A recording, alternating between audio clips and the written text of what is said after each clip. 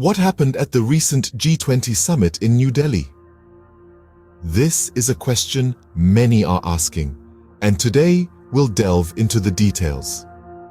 The G20, or Group of 20, is an international forum for governments and central bank governors from 19 countries and the European Union. This year's G20 meeting, held in the bustling city of New Delhi, ended without consensus on one of the most pressing issues of our time, the war in Ukraine. The discussions were dominated by the war and China's global influence. Agreements were reached on topics such as multilateralism, food and energy security, climate change, gender issues, and counterterrorism. However, the war in Ukraine proved to be a point of contention. China and Russia objected to paragraphs from the previous G20 declaration that mentioned the war's impact on human suffering, global economy fragilities, the need to uphold international law, and the inadmissibility of nuclear weapons. The divide between the US and its allies and Russia and China was more than evident. Indian Prime Minister Narendra Modi urged the members to reach consensus on issues important to poorer countries. He also highlighted the crisis in multilateralism and the failure of global governance.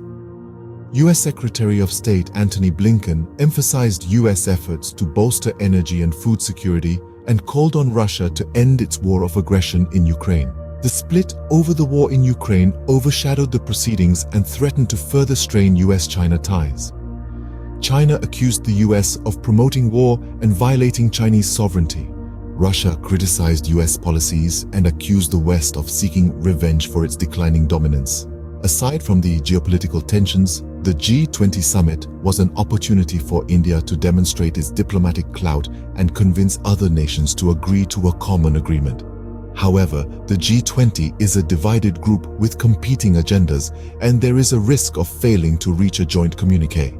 India wants to showcase its rising power and ability to deliver consensus, but China and Russia have indicated they will not settle for the wording of the declaration. India is positioning itself as the voice of the global South and developing countries. The summit is also being used for political campaigns ahead of upcoming state and national elections. However, the absence of Chinese President Xi Jinping, Russian President Vladimir Putin, and Mexican President Andrés Manuel López Obrador is seen as a negative signal, particularly China's absence. India's ability to overcome these challenges and achieve diplomatic success will be tested. To summarize, the G20 summit in New Delhi was a significant event marked by contentious debates, especially over the war in Ukraine. The divide between the US and its allies and Russia and China was clear, and the tensions threatened to overshadow the event's proceedings. Despite these challenges, India's role as the host nation and its efforts to position itself as the voice of the global South and developing countries were notable highlights. The global community will be watching to see how these developments unfold in the future.